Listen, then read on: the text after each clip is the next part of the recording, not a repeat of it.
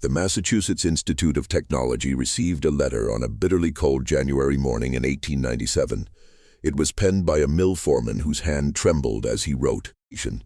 He apologized repeatedly for his poor handwriting before finally getting to the heart of the matter. He described the daughter of a black cleaning woman, around 13 years old, who had been discovered late one night in the Institute's engineering lab. She stood before a blackboard covered in equations that faculty members had struggled with for 3 weeks. The girl had completed the proof. She hadn't copied it. She hadn't stumbled upon the answer by accident. She had worked through 17 steps of advanced calculus and theoretical mechanics, steps that graduate students couldn't solve, using methods that appeared in no textbook. The foreman, a pragmatic man named Thomas Ricks, had found her during his 2 a.m. security rounds. Chalk dust clung to her dark fingers, and tears streamed down her face. When he demanded an explanation, she whispered, "I'm so sorry, sir. I just needed to fix it." The mathematics was wrong, and it hurt my head to see it broken like that. Professor Harrison Webb, head of MIT's Applied Mathematics Department, had seen hundreds of letters over his 30-year career claiming miraculous discoveries or impossible achievements. He burned most without reading past the first paragraph.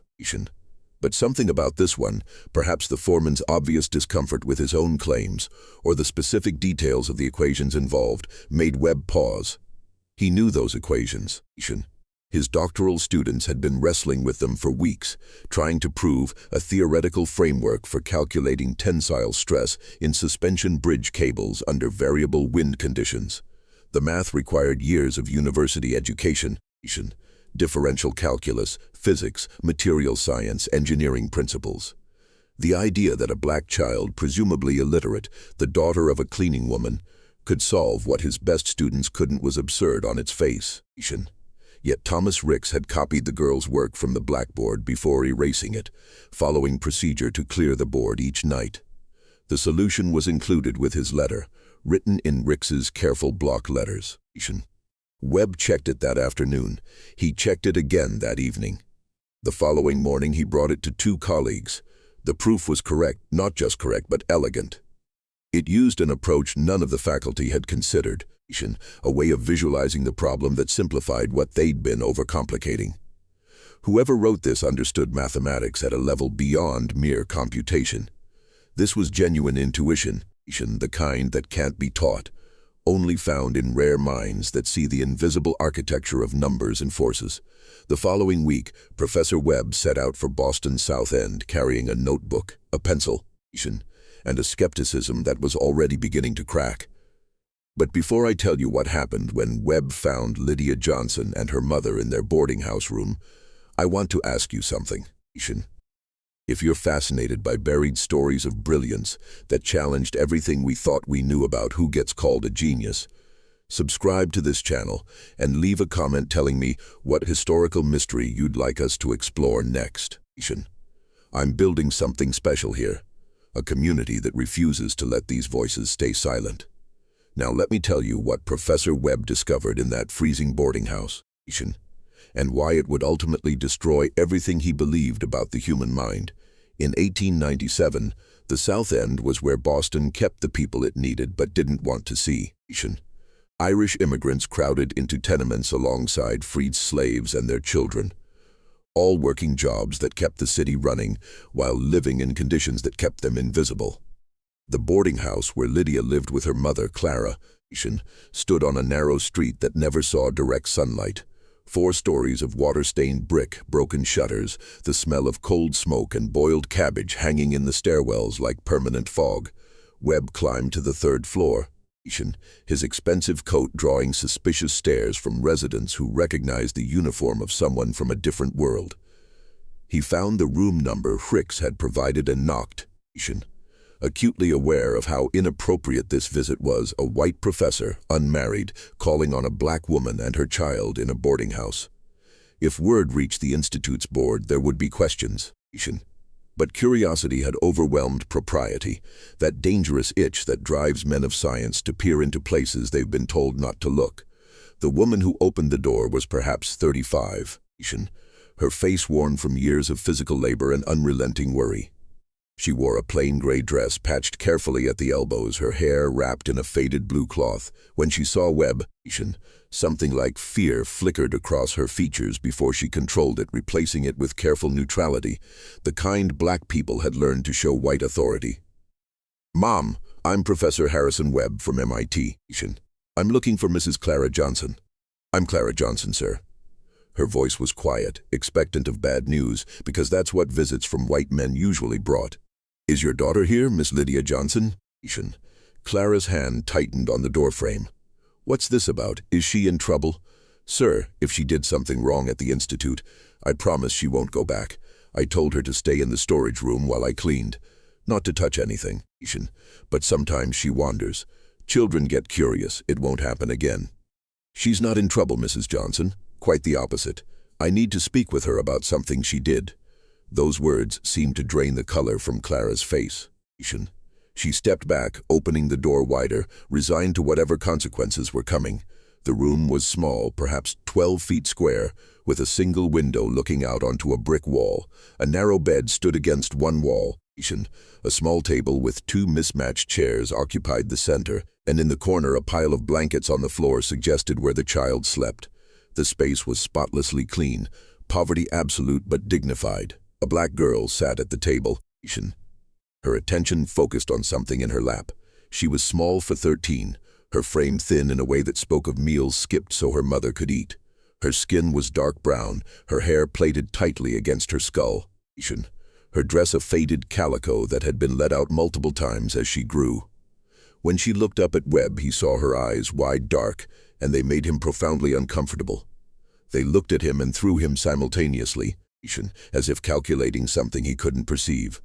"Lydia, this is Professor Webb from MIT. He wants to talk to you." Clara's voice carried a warning underneath. "Be respectful. Be small. Don't give them reasons." "Good afternoon, sir." Lydia's voice was barely above a whisper. She stood, setting aside what she'd been holding, a piece of newspaper she'd been studying. Webb moved closer, curious. The page showed an advertisement for agricultural equipment. But Lydia had covered the margins with tiny notations. Numbers and symbols written in pencil so small they were barely legible. "Miss Johnson, I want to ask you about something that happened last Tuesday night at the Institute. The foreman, Mr. Ricks, found you in one of our laboratories. Do you remember?" Lydia's gaze dropped to the floor. "Yes, sir. I'm sorry, sir. I know I shouldn't have been there. What were you doing?" "I was looking at the blackboard, sir." "The one with the bridge equations." Why? The question seemed to confuse her, as if the answer was obvious. "The professors made a mistake in the third step, and everything after that was wrong because of it." It was like a building with a broken foundation. I could see it was going to collapse. Webb felt a chill that had nothing to do with the room's temperature. "You could see the error?" "Yes, sir." "Can you explain what was wrong?" Lydia glanced at her mother, seeking permission. Clara nodded slightly, though her expression suggested she had no idea what her daughter was about to say. "The professors were treating the wind force as if it came from a single direction. But wind doesn't work like that. It spirals and changes. You can't use a simple vector. You have to account for rotation and time variance. I've watched wind move through the city. I've seen how it pushes against buildings and bridges. It's not simple. It's complex." She said this as if describing something she could see in front of her. As if the mathematics of wind and force were visible phenomena anyone could observe if they just looked properly. Webb pulled out his notebook. "Miss Johnson, I'm going to write down some problems. I want you to look at them and tell me if you can solve them." Over the next 2 hours in that freezing boarding house room, Harrison Webb conducted what would become one of the most significant intellectual examinations of the 19th century. He started with simple arithmetic, problems any educated 12-year-old could handle. Lydia solved them instantly. Barely glancing at the paper, he progressed to algebra, then geometry, then trigonometry. She worked through everything without hesitation, often providing answers before he finished writing. Her methods were sometimes unconventional, approaches Webb had never seen, but her answers were flawless. Then he moved to advanced mathematics, calculus, differential equations, complex theoretical problems his graduate students struggled with. Lydia's pace never slowed. She would look at a problem, her eyes tracking across the numbers as if seeing something beyond the symbols themselves, and then provide the solution. Sometimes he asked if she could show him how she saw it. When she agreed, she drew strange diagrams, visual representations of mathematical relationships that were simultaneously alien and perfectly logical. "Where did you learn this?" Webb asked after she'd correctly solved a fluid dynamics problem that had taken him 2 days as a doctoral student. "I didn't learn it, sir. I just see it." "What do you mean you see it?" Lydia struggled to explain, her young voice searching for words to describe something that shouldn't be possible. "When I look at numbers, sir, I don't see what other people see. I see shapes, patterns." "Mathematics isn't symbols on paper for me. It's like architecture in my head. I can see how numbers fit together, how forces balance, how systems work. When I look at an equation, I'm seeing the shape of what it's describing. The bridge problem, I could see the bridge in my head, see the forces acting on it, see how the mathematics had to bend to match reality. Does that make sense?" It made no sense. It made terrible, revolutionary sense. Webb had heard of savants, individuals with highly specific talents, calculating prodigies who could multiply enormous numbers in their heads, but couldn't understand why the calculations worked. But Lydia wasn't a savant. She understood the underlying principles. She could explain her reasoning. She could apply her abilities to novel problems. This wasn't savant syndrome. This was genuine. Profound mathematical genius, the kind that appeared perhaps once in a generation, and it had manifested in a black girl living in poverty, daughter of a cleaning woman, who had taught herself advanced mathematics simply by observing the world around her. "How do you know about physics, about engineering?" Webb asked. "From watching, sir. Mama cleans at MIT 5 nights a week. I go with her because she can't leave me alone here. It's not safe. I'm supposed to stay in the supply closet while she works. But sometimes I walk around when the buildings are empty. I look at the blackboards. I read books left open on desks. I watch how things work, how machines move, how bridges hold weight, and I see the mathematics underneath it all. It's like the world is made of numbers and forces. And I can see the equations that make everything happen." Clara had been standing silently by the door, watching her daughter with an expression of fear and pride intertwined. Now she spoke, her voice strained. "Is she wrong in the head?" "Professor, the other mothers, they say she's strange, that it's not natural for a child to think the way she does. I've been worried, sir, that something's not right with her." Webb looked at this woman who had no education herself, who worked brutal hours cleaning other people's dirt, who was asking if her daughter's brilliance was a disease. "Mrs. Johnson, your daughter is not wrong in the head. She's extraordinary. She has abilities I've never encountered in my entire career. She's solving problems trained mathematicians can't solve. She's understanding concepts that require years of university education, and she's doing it naturally, as if her mind operates on a different level than the rest of us." Clara's eyes filled with tears. "Is that a good or bad, sir?" And there was the question, wasn't it?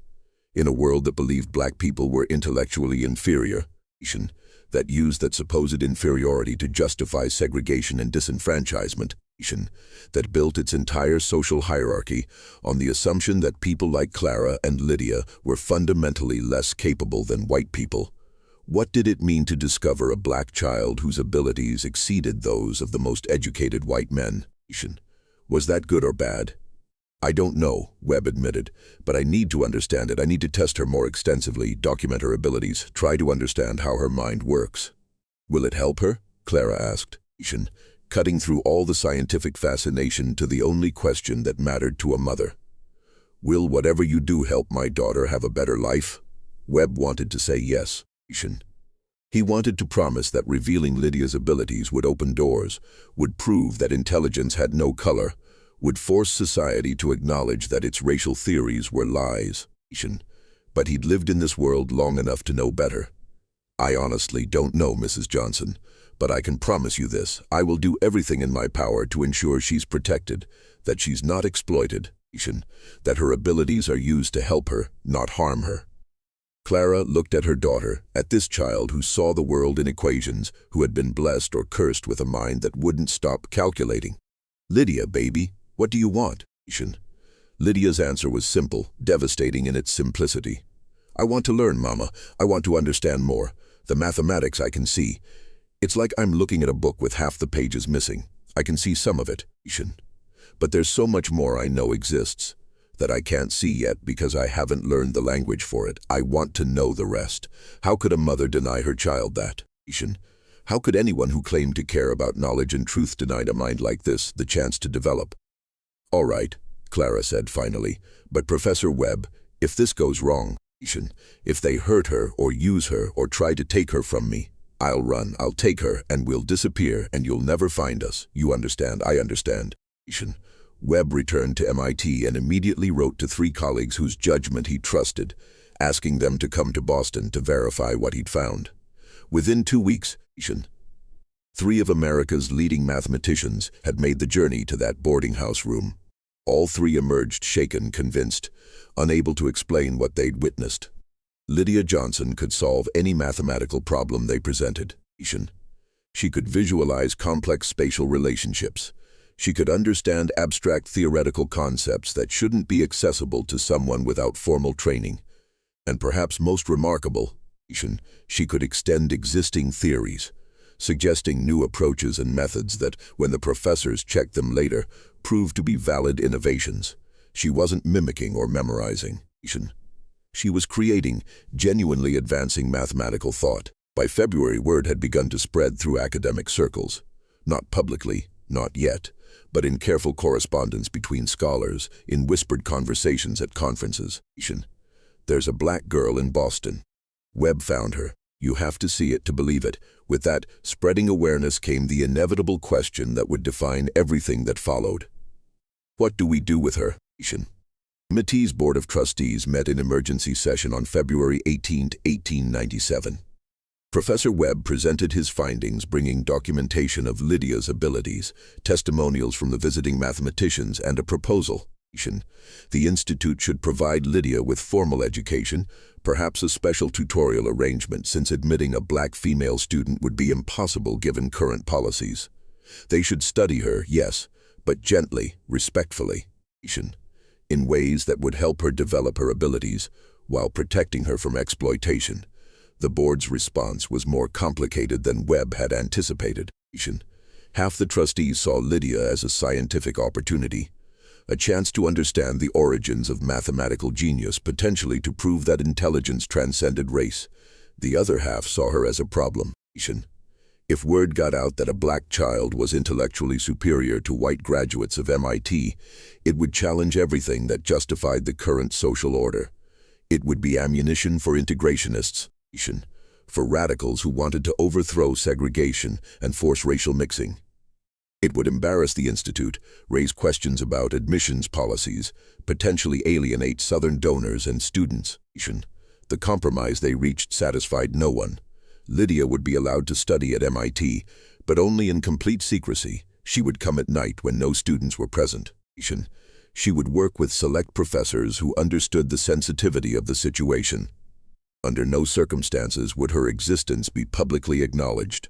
She would be a ghost, a shadow, permitted to learn but forbidden to exist officially. Webb agreed because it was better than nothing. Clara agreed because her daughter would finally get the education she'd been desperate for. Lydia agreed because she didn't yet understand that being brilliant and black and female in 1897 America meant her mind would always be treated as either a threat to be suppressed or a curiosity to be studied, but never simply as a person with gifts to be nurtured. The arrangement began in March, 3 nights a week after Clara finished her cleaning work. Lydia would enter the mathematics building through a service entrance and make her way to a small classroom where Webb and occasionally other faculty members would wait. They would present her with problems, teach her formal mathematical language for concepts she already understood intuitively, and watch in awe as she absorbed years of education in weeks.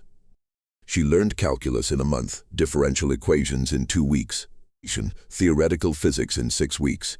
She read Newton's Principia and found errors that had gone unnoticed for 2 centuries.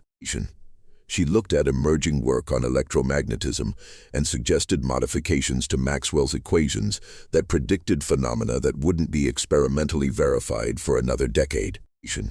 She was quite simply the most remarkable mathematical mind any of them had ever encountered, and she was forbidden to exist, but secrets like this don't stay secret.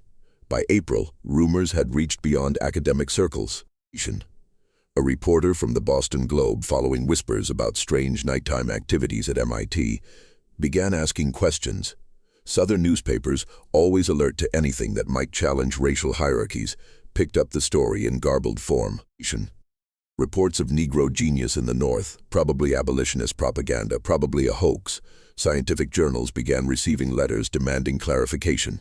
And in Virginia, a man named Dr. Marcus Thorne, who had built his career on craniometric research, proving Negro intellectual inferiority, read about Lydia Johnson and became obsessed with disproving her existence. Thorne was 53, a physician by training, a racial theorist by passion.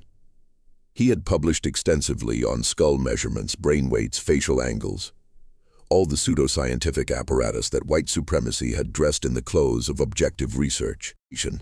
His work was cited in legal decisions upholding segregation, in political speeches justifying disenfranchisement, in popular books explaining why racial hierarchy was natural and inevitable. And now this girl in Boston threatened to demolish everything he'd built.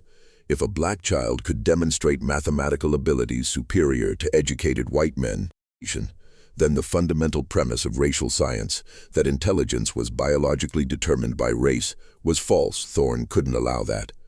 He wrote to MIT's board demanding access to examine Lydia, to verify her abilities, to determine whether this was genuine genius or some elaborate trick.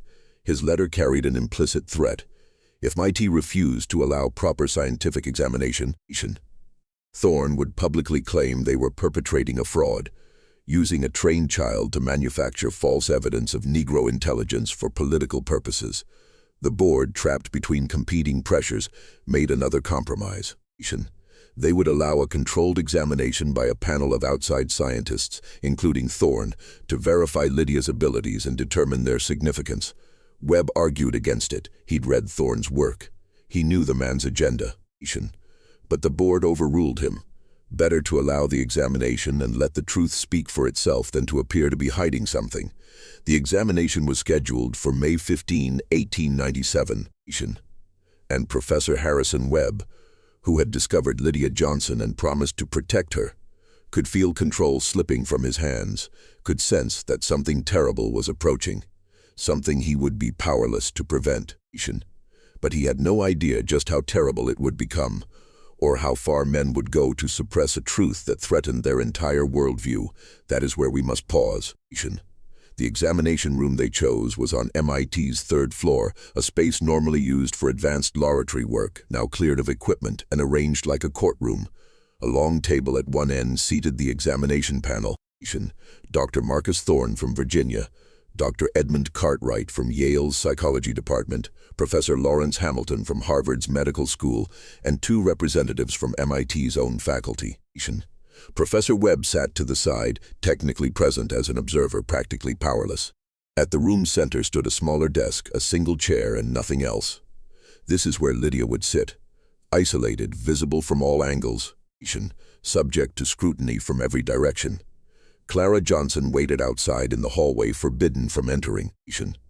The board had decided that her presence might somehow influence the examination, as if a cleaning woman could secretly signal advanced mathematical solutions to her daughter. When Lydia entered, escorted by a stern-faced administrator, the 5 men at the table fell silent, studying her with the clinical detachment they might apply to an unusual specimen under glass. She wore her best dress, still worn and patched, her hair plaited so tightly it pulled at her scalp. She was 13 years old, barely 5 feet tall, 100 pounds at most, walking into a room full of white men who had the power to define her entire existence. Webb watched her face, looking for fear. But what he saw instead was that strange analytical expression she wore when confronting a mathematical problem, as if she was calculating the dimensions of the trap she'd walked into. "Sit down, girl," Thorne said, not bothering with her name. Lydia sat, her hands folded in her lap, her back straight despite the chair being slightly too large for her frame. Thorne opened a leather folder, withdrawing several pages of notes. We are here to conduct a scientific examination of the claims made regarding your supposed intellectual abilities. You will answer our questions truthfully and completely. You will solve the problems we present. You will submit to physical examination if required. Do you understand? Yes, sir. Let us begin with basic questions to establish your background. Can you read? Yes, sir. Who taught you? I taught myself. Sir.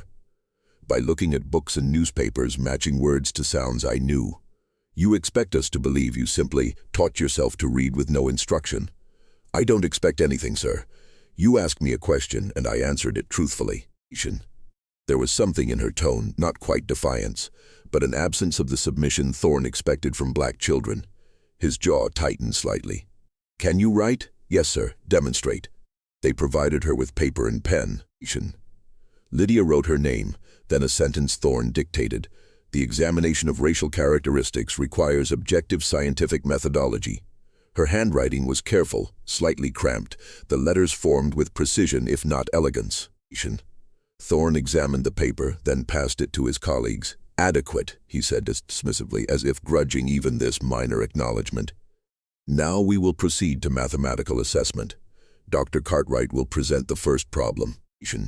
Cartwright was younger than Thorne, perhaps 40, with the bland handsomeness of someone who had never encountered serious opposition to his views.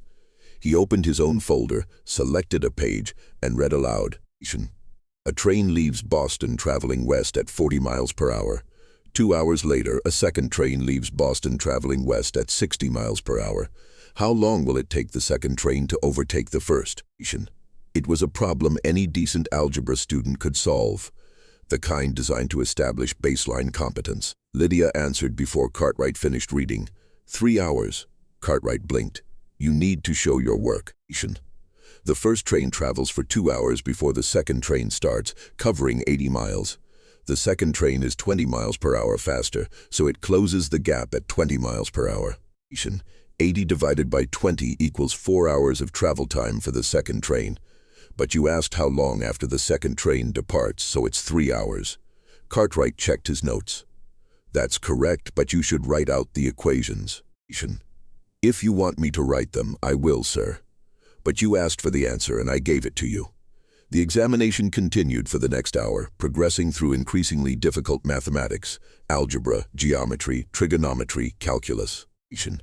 Each time, Lydia would listen to the problem, sometimes ask for clarification of what exactly they wanted her to find, then provide the answer with minimal delay. The panel began glancing at each other, the kind of looks that pass between people witnessing something they can't quite process. Webb watched Thorne's expression shift from confident superiority to confusion to something darker, anger, perhaps, or fear. Around the second hour, Thorne took over the questioning directly. These are parlor tricks, he announced, memorization and training. The girl has been coached to perform these calculations. We need to test genuine understanding, not rote responses. He withdrew a different set of papers, problems he'd prepared specifically for this examination. Complex theoretical questions that couldn't be solved through memorization because they required real understanding of underlying principles. Here is a problem in advanced mechanics. A bridge span of 200 feet is supported by cables arranged in a parabolic curve. Given the following specifications for cable tension, deck weight, and load distribution, calculate the maximum safe load the bridge can support under sustained wind pressure of 30 miles per hour. He read out a series of specifications, numbers, and measurements that would take even a trained engineer time to organize and understand. Lydia listened, her eyes tracking slightly as if following invisible calculations in the air before her. Sir, I need to clarify something before I answer. What are you asking for? Theoretical maximum load based on the cable specifications alone, or practical maximum load accounting for deck stress distribution and connection point failure risks? Thorne stared at her. Explain the difference.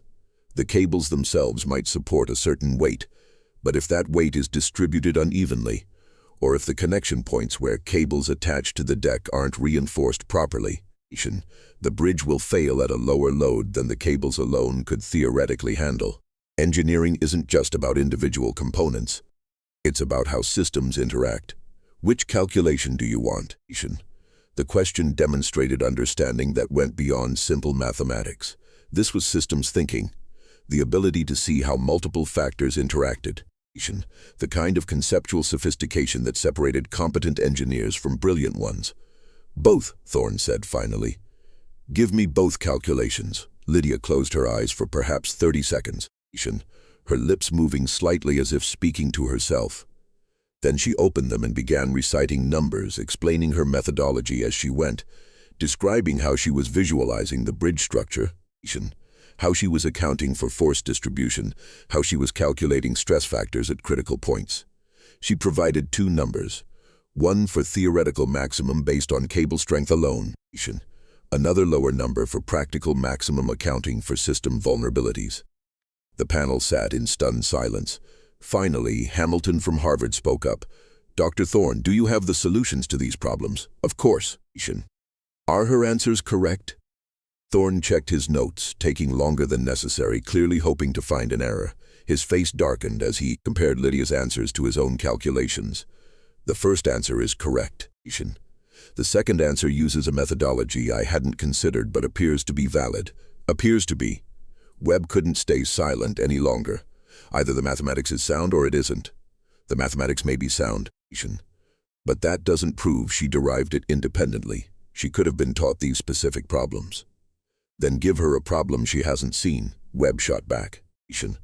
Give her something original, something you create right now that couldn't possibly have been anticipated. Thorne's expression suggested this was exactly what he wanted.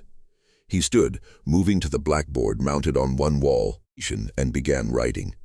He spent 15 minutes constructing a problem, a complex scenario involving fluid dynamics, pressure calculations, and three-dimensional spatial reasoning. It was the kind that would appear in an advanced physics examination, the kind graduate students would spend an hour solving with reference books and calculation tools. When he finished, he turned to Lydia. Solve this. She studied the board for several minutes, her head tilting slightly, that strange unfocused gaze, suggesting she was seeing something beyond the symbols written in chalk. Then she stood, walked to the board, and asked, May I show my work here, sir? Please do. What followed was, for Webb, one of the most remarkable demonstrations of mathematical thinking he had ever witnessed. Lydia didn't just solve the problem. She restructured it, finding a more elegant approach than the one Thorne had anticipated, using visual representations that made complex relationships suddenly clear. She drew diagrams showing force vectors. She noted simplifying assumptions that could be made without sacrificing accuracy. She caught an error in Thorne's original setup, where he'd accidentally used the wrong unit conversion, and she explained everything in simple language, teaching as she solved, making her thinking visible and comprehensible. When she finished, she set down the chalk and returned to her seat, leaving the board covered in her work. The room was silent except for breathing and the distant noise of the city outside. Professor Hamilton rose and approached the board, examining Lydia's work closely. He traced her logic, checked her calculations, studied her diagrams. Finally, he turned to face his colleagues. Gentlemen, I don't know how to say this delicately, so I'll be blunt. This is legitimate genius. This isn't training or memorization or some kind of trick. This girl understands advanced mathematics at a level I rarely see in doctoral candidates. She's not just solving problems, she's demonstrating genuine creative mathematical thinking. Impossible, Thorne said flatly. There must be some explanation, some technique she's using to create the illusion of understanding. What explanation do you propose? Hamilton challenged.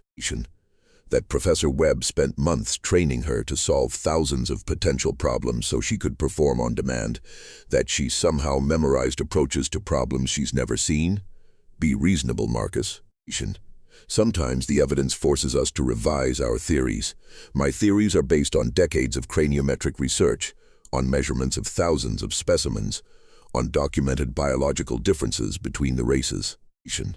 Then perhaps your theories are wrong. The words hung in the air like a declaration of war. Thorne's face flushed red, his hands gripping the edge of the table. I will not have my life's work dismissed because of some anomaly. Science is about understanding the general rule, not being distracted by outliers. She's not an outlier, Webb interjected. Or rather, she is, but not in the way you think. She's an outlier in human cognition generally, not in Negro cognition specifically. What she proves is that the capacity for this kind of genius exists across racial lines, that our theories about fixed racial intellectual hierarchies are built on false premises. You want to overturn the entire scientific establishment based on one girl? Thorne demanded. I want to acknowledge the truth based on the evidence in front of us. Isn't that what science is supposed to be? The examination continued for another 3 hours, but the battle lines had been drawn. Hamilton and Cartwright, though clearly unsettled by the implications, acknowledged that Lydia's abilities were genuine and extraordinary. The two MIT representatives hedged, suggesting more study was needed before drawing conclusions. And Thorne became increasingly hostile, his questions taking on an edge that moved from scientific inquiry toward interrogation. He demanded Lydia solve problems in her head without writing anything down, then accused her of using some kind of memory technique when she succeeded. He presented deliberately unsolvable problems with contradictory specifications, then accused her of being uncooperative when she pointed out the logical impossibilities. He began asking questions designed not to test her abilities, but to humiliate her about her living conditions, her mother's work, whether she'd ever stolen books or sneaked into places she wasn't allowed. Sir, Lydia said finally, her voice still quiet but carrying a hint of steel underneath. Are you examining my mathematical abilities? Or are you trying to prove I'm a bad person who doesn't deserve to have them? I'm trying to determine whether you understand the significance of what's being claimed about you. Do you realize that if we acknowledge your abilities as genuine, it would challenge fundamental theories about racial capacity? I know what you believe about people who look like me, sir. I've heard it my whole life. I've been told I'm inferior, that my brain is smaller, that I'm suited only for manual labor. But mathematics doesn't care what you believe. 2 + 2 = 4, whether a white man or a black girl says it. The bridge equations don't change based on who's solving them. Truth exists independently of who's convenient for it to exist for. The room went dead silent. A 13-year-old black girl had just lectured a panel of white scientists about objective truth, and she'd done it with such simple logic that there was no immediate rebuttal. Thorne's face went through several shades of red.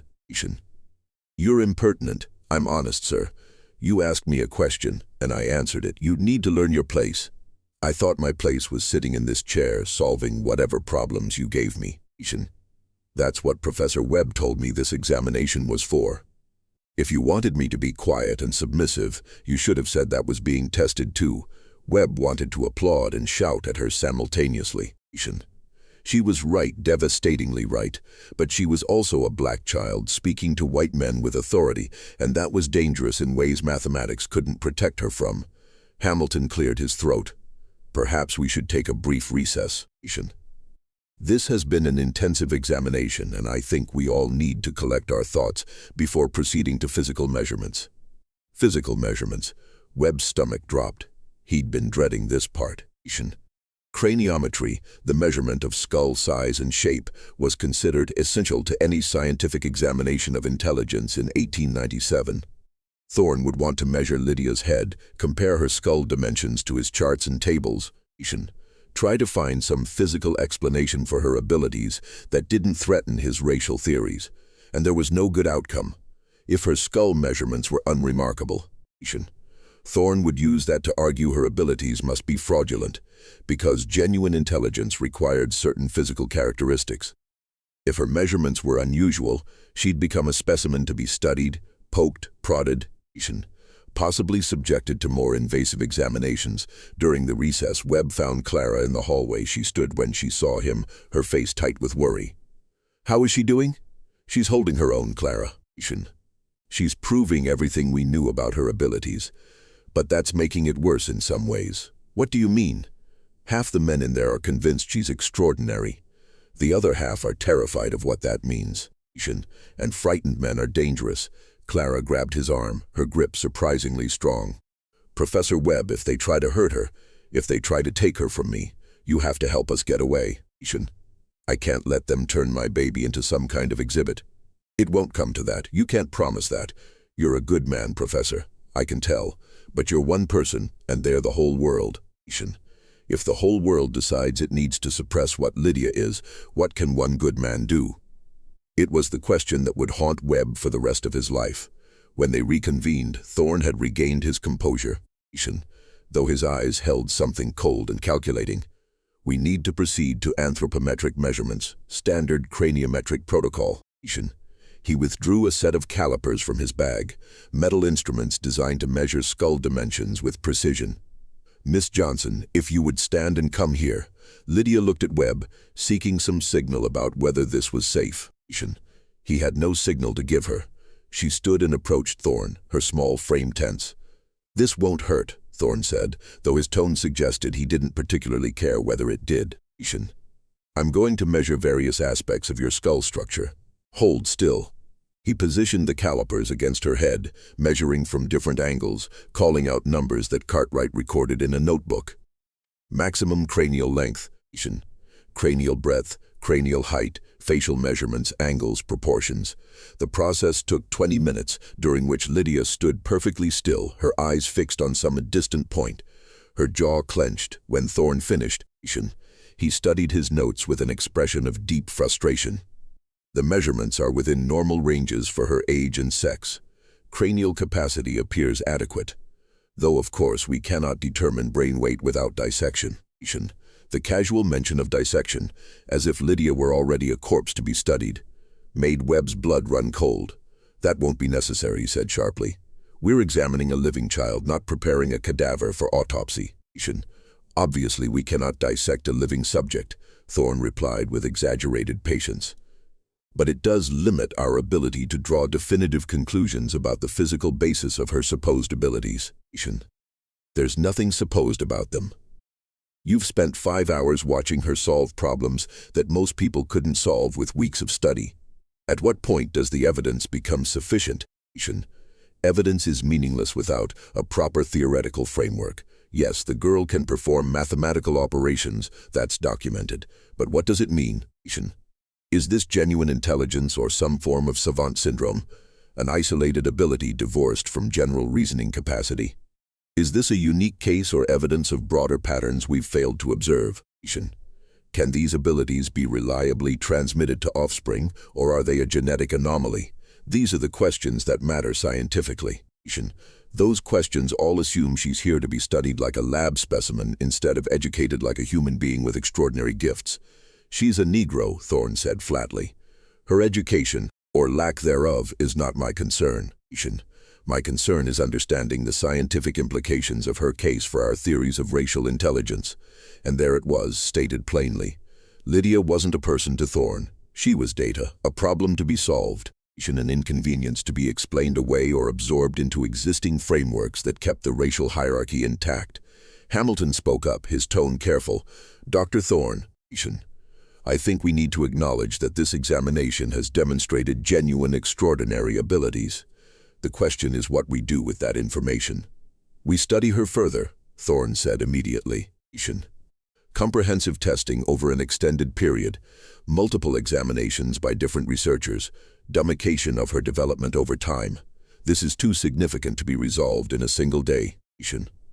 You want to turn her into a permanent research subject, Webb said.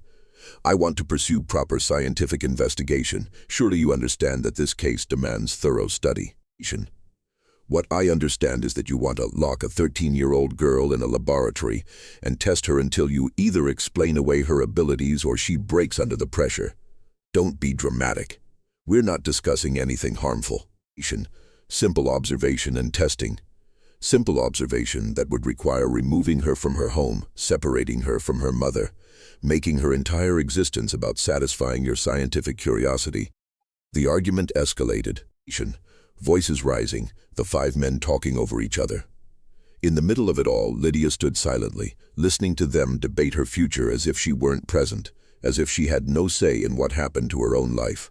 Finally she spoke, her voice cutting through the argument with unexpected force. Excuse me, sirs. They fell silent, surprised she'd spoken without being addressed. I have a question. This is not the time, Thorne began. When is the time, sir? You've been examining me for 7 hours. You've tested my mathematics, measured my head, discussed what it means that I can do what I can do. But nobody's asked me what I want. What you want is irrelevant, Thorne said. You're a minor, and more importantly, you're in no position to understand the scientific significance of your own case. I'm in no position, sir. I understand mathematics that you had to study for years to grasp. I can see patterns and relationships that took humanity thousands of years to discover. I taught myself to read and write, because I knew I needed language to make sense of the mathematics in my head. I may be 13 and black and female, but I'm not stupid about my own life, so I'll ask again, does anyone care what I want? Hamilton cleared his throat. What do you want, Miss Johnson? I want to learn. I want access to books and teachers and problems I haven't seen before. I want to understand all the mathematics I can see but don't have names for yet. I want to use what I can do to build things, to solve real problems, to make something that matters. I don't want to be locked in a room being measured and tested and studied like I'm some kind of animal that learned a trick. That's not what scientific research. Thorne started. That's exactly what it is, sir. You don't see me as a person. You see me as evidence for or against your theories, and I understand why. If I'm real, if I'm genuinely this intelligent, then everything you've written about racial inferiority is wrong. All those measurements you've done, all those conclusions you've published, all the laws and policies that rely on your research, it's all built on lies. That's why you're so angry. Not because you don't believe I can do what I've proven I can do, but because you can't afford to believe it. The silence that followed was absolute. A 13-year-old black girl had just articulated the unspoken heart of the matter with crystalline clarity, and no one in the room had a response ready. Thorne's face was purple now, his hands shaking slightly. When he spoke, his voice was dangerously quiet. You have no idea what you're talking about. I understand more than you think, sir. I understand that you're scared. I understand that admitting I'm right means destroying your reputation. I understand that powerful men don't like being proved wrong by powerless girls, but I also understand mathematics, and mathematics teaches you that truth doesn't care about your feelings. Either my proof is correct or it isn't. Either my answers are right or they're wrong. You can't change the mathematics to make yourself more comfortable. You can only accept it or lie about it. Webb watched Thorne's expression and recognized the look of a man who had just decided something. This wasn't the face of someone admitting defeat. This was the face of someone planning how to eliminate a threat. Gentlemen, Thorne said, his voice now perfectly controlled. I move that we conclude this examination. We have sufficient data to write our preliminary reports. I suggest we reconvene in 1 month to discuss our findings and recommendations. It was a tactical retreat, a way to exit the situation without admitting anything. The panel agreed, everyone relieved to escape the tension. As they gathered their materials, Thorne approached Webb with a thin smile. Professor Webb, I'm sure you understand that further security measures will be necessary. The girl's location needs to remain confidential while we complete our assessment. Security from what? From exploitation, from premature publicity, from those who might seek to use her for political purposes before we've established scientific consensus about what she represents. I'll be writing to MIT's board recommending that access to her be carefully restricted. It sounded reasonable. It sounded like protection. But Webb heard the real message. Thorne wanted to control access to Lydia, to ensure that only researchers who shared his agenda could examine her, to manage the narrative about what her abilities meant. When Webb left the examination room, he found Clara waiting with a desperation in her eyes that spoke of hours of helpless worry. Is she all right? Physically? Yes. But Clara, I need to talk to you about something. Not here. Somewhere private. They collected Lydia, who emerged from the examination room looking exhausted in a way that had nothing to do with physical tiredness. Webb led them to his office, locked the door, and told them what he feared was coming. Dr. Thorne is going to try to take control of this situation. He's going to argue that Lydia needs to be in a controlled research environment, that she's too significant to be left unsupervised. And I don't know if I can stop him. Then we run, Clara said immediately. We leave Boston tonight. Where would you go? Thorne has connections throughout the academic world. If he decides you're fugitives, he can have people looking for you in every city. So what do you suggest? Clara's voice was sharp with fear and anger. That we just hand my daughter over to be studied like a bug under glass. No, I suggest we be strategic. We document everything. We build a coalition of researchers who acknowledge Lydia's abilities and oppose treating her as a specimen. We go public if we have to, make enough noise that Thorne can't simply make her disappear, and if that doesn't work, then yes, you run, and I'll help you. I'll give you money, contacts, whatever you need. But let's try the official path first. Sometimes institutions can be forced to do the right thing if you apply enough pressure from the right directions. It was an optimistic assessment, and Webb knew it. But what was the alternative? Tell a mother and daughter to flee into a world that had no place for them, that offered no protection for brilliant black girls who challenged every assumption about who deserved to be called human. Lydia spoke for the first time since leaving the examination room. Professor Webb, how long do we have before they try something? I don't know, days, maybe a week at most. Then I need to learn as much as I can in that time. If they take me somewhere I can't study, if they lock me away, I want my mind to be as full as possible. I want to know enough that even if they silence me, I'll have the mathematics inside my head where they can't take it away. Can you teach me every day until whatever's going to happen happens?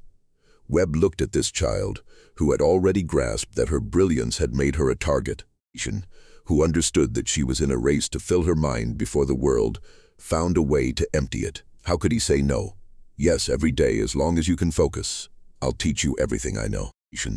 And so began what Webb would later call the most intense educational experience of his career. For the next 12 days he met with Lydia for 6 to 8 hours daily, teaching her advanced mathematics, physics, engineering principles, everything he could compress into the time they had. She absorbed it all with that same frightening capacity she demonstrated from the beginning, understanding in hours what should take months, making connections he'd never seen, asking questions that revealed depths he hadn't imagined. But underneath the intellectual excitement, they all felt the clock ticking, felt the weight of borrowed time, knew that somewhere Dr. Marcus Thorne was planning his next move. On May 28, 1897, that move came. Webb arrived at the boarding house to find it surrounded by police. Lydia Johnson was being restrained by 2 officers while she screamed for her daughter, and Lydia was being led into a closed carriage by men in dark coats, her hands bound, her face blank with shock. Webb ran forward, shouting, demanding to know what authority they had. One of the officers showed him papers signed by a judge declaring Lydia Johnson a ward of the state, subject to immediate protective custody for her own welfare. The justification: her mother was deemed unfit to care for a child with special medical needs, those needs being undefined but sufficient to warrant removal. It was all legal, all proper, all completely destroying everything Webb had promised to prevent. Where are you taking her? He demanded. To a private medical facility where she can receive appropriate care, one of the men in dark coats replied. He had the bland efficiency of someone carrying out orders without questioning them.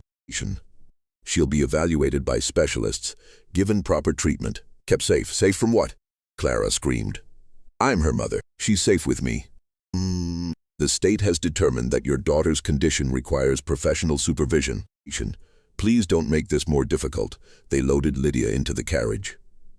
As the door closed, she looked back at Webb and her mother, and in her eyes, Webb saw something that would haunt him forever.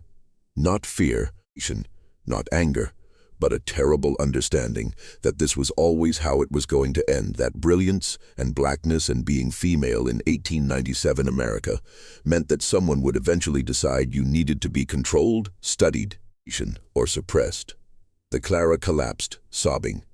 Webb stood helpless, watching genius being kidnapped in broad daylight under color of law, and he knew with sick certainty that Dr. Marcus Thorne had found a way to get exactly what he wanted. Lydia Johnson would disappear into a medical facility where she could be studied in isolation, where no one would hear her voice or recognize her humanity, where her extraordinary mind would be treated as a specimen to be examined, explained, or explained away. But Webb was wrong about one thing. What Thorne planned for Lydia was far worse than simple isolation and study, and what would happen over the next 6 months would force Webb to make choices that would destroy his career, challenge his faith in institutions, and ultimately ask whether one brilliant child was worth burning down everything he'd built his life upon. The facility was called Brightwater Institute, a name deliberately chosen to suggest healing and hope rather than imprisonment and experimentation. It sat on 40 acres of isolated land in western Massachusetts, surrounded by stone walls and iron gates, accessible only by a single private road that wound through dense forest. From the outside, it looked almost pastoral, a large manor house converted to institutional use with manicured grounds and flowering gardens. But the windows on the upper floors had bars, the doors locked from the outside, and the screaming that sometimes carried across those carefully maintained lawns suggested that whatever happened inside Brightwater had nothing to do with healing. Professor Harrison Webb spent the first week after Lydia's abduction trying every official channel available to him. He appealed to MIT's Board of Trustees, arguing that the institute had a moral obligation to protect her. They expressed sympathy but explained they had no legal standing to challenge a state custody order. He contacted lawyers, but none would take a case involving a black child removed from her mother by state authority. He wrote to newspaper editors, but none would publish stories that challenged the legitimacy of scientific research or suggested impropriety in judicial decisions. He even traveled to the courthouse that had issued the custody order, demanding to see the evidence that Lydia Johnson was an unfit mother. The clerk smiled with bland bureaucratic indifference and explained that such records were sealed for the child's protection. Every door closed, every avenue blocked. The system had been designed to prevent exactly the kind of intervention Webb was attempting, to ensure that once authority decided something, that decision became unquestionable. Lydia Johnson fared even worse. She lost her job at MIT, the cleaning supervisor explaining regretfully that a woman in her emotional state couldn't be trusted around valuable equipment. She spent what little money she had on a lawyer who took her payment, filed a motion to challenge the custody order, and then disappeared when the motion was denied. She haunted the streets near Brightwater Institute until local police warned her that continued trespassing would result in arrest. She was a black woman whose child had been taken by the state. The machinery of law and social order had determined she had no rights that anyone was bound to respect, and there was nothing she could do about it except grieve and wait and hope. Webb's breakthrough came from an unexpected source. On June 10, he received an anonymous letter delivered to his office at MIT. The envelope contained a single page written in a careful feminine hand. Professor Webb, I am a nurse at Brightwater Institute. I cannot tell you my name because I would lose my position and worse, if discovered. But I must tell someone what is happening to the Negro girl they brought here 2 weeks ago. She is being held in isolation on the 3rd floor, East Wing. She receives no visitors. She is subjected to daily examinations that she does not consent to. Dr. Thorne visits 3 times per week and conducts tests that leave her distressed and withdrawn. She barely eats. She does not sleep well.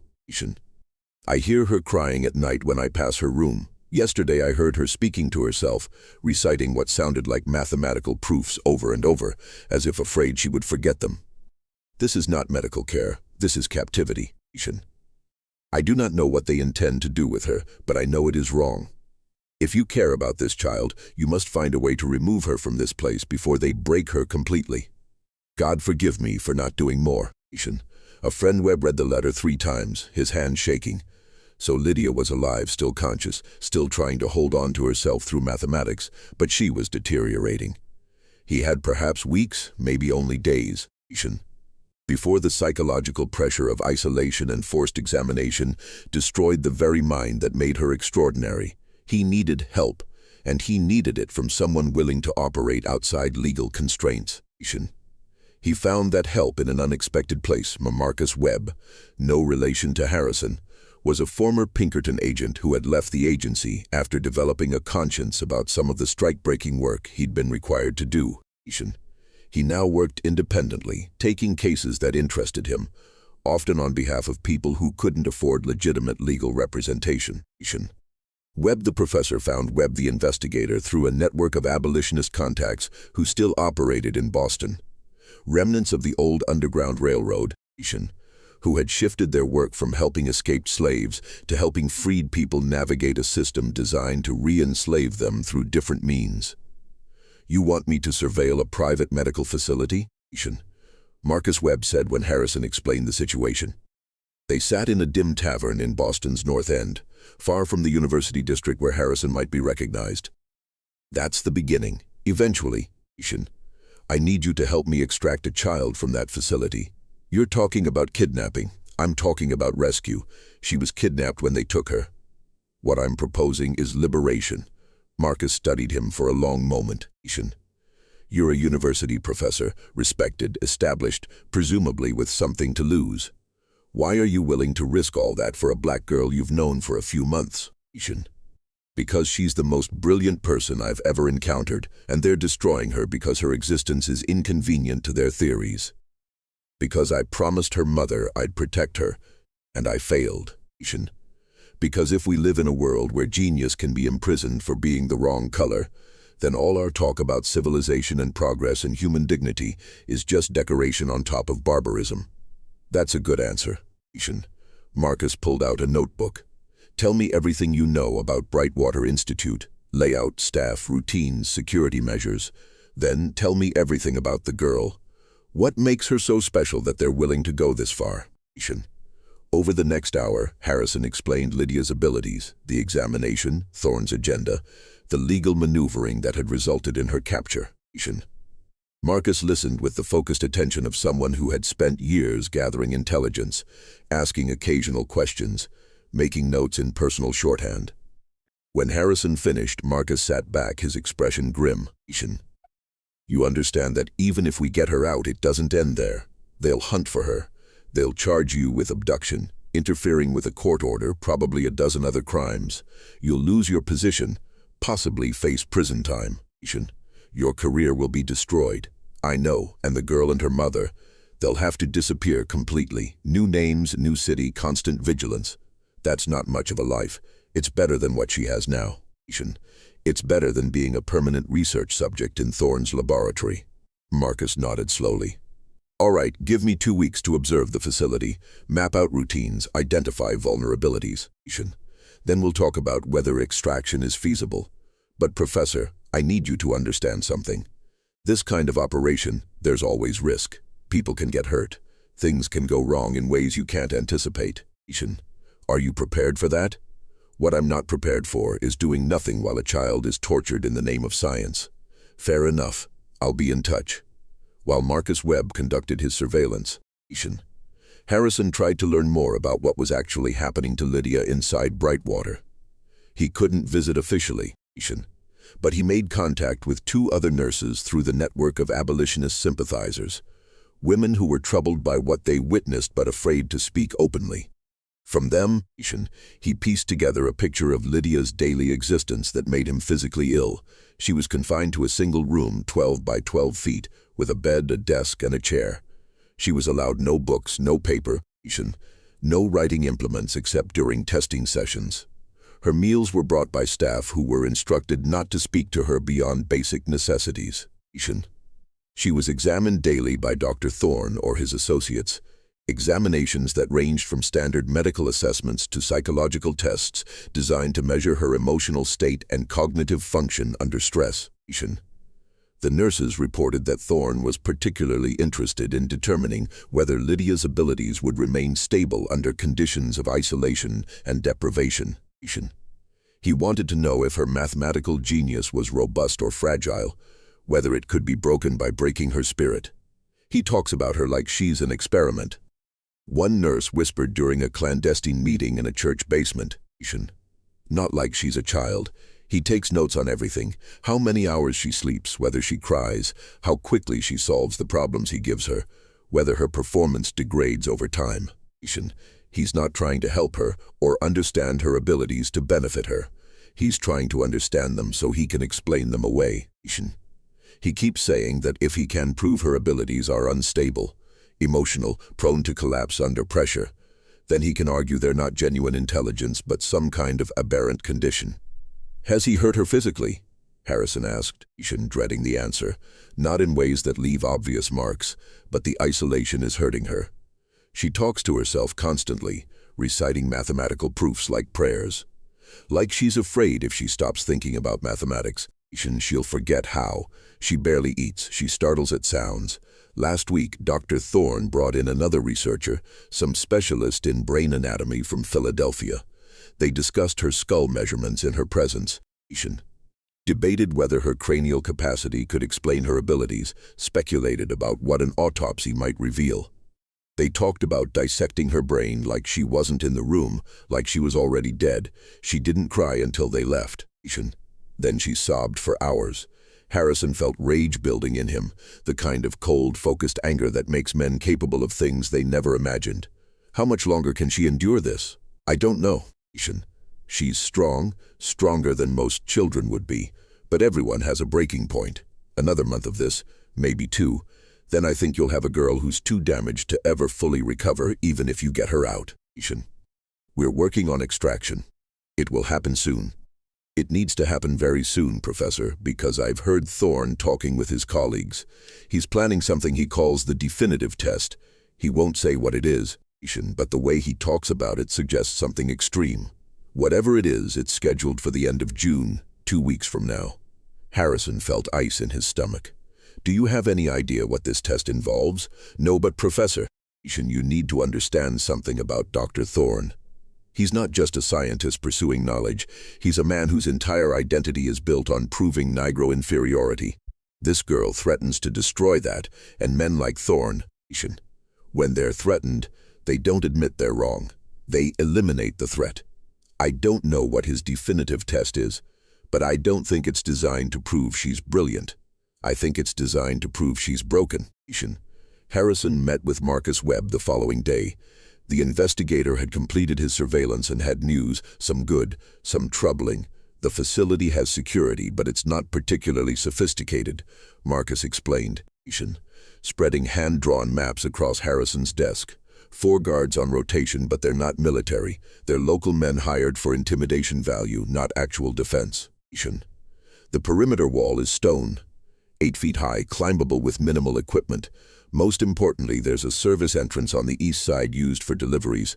It's locked, but the lock is simple. I could open it in under a minute.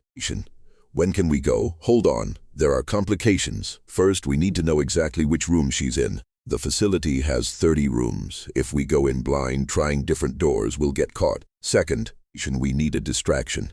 Something that draws the guards away from the east wing long enough for us to get in, locate her, and get out. Third, we need an exit plan. Getting her out of the building is one thing. Getting her off the property and away from immediate pursuit is another. What do you suggest? I suggest we recruit help. We need someone on the inside who can tell us her exact location and maybe create the distraction we need. Do you have contacts among the staff? Harrison thought of the nurses' women who were already taking risks by passing information. Possibly, but I can't ask them to do something that would definitely cost them their positions and possibly worse. Then we need to make it worth their while. How much money can you access? Harrison had some savings. A small inheritance from his mother, funds he'd been setting aside for retirement. $3,000, perhaps a bit more if I sell some possessions. That's enough.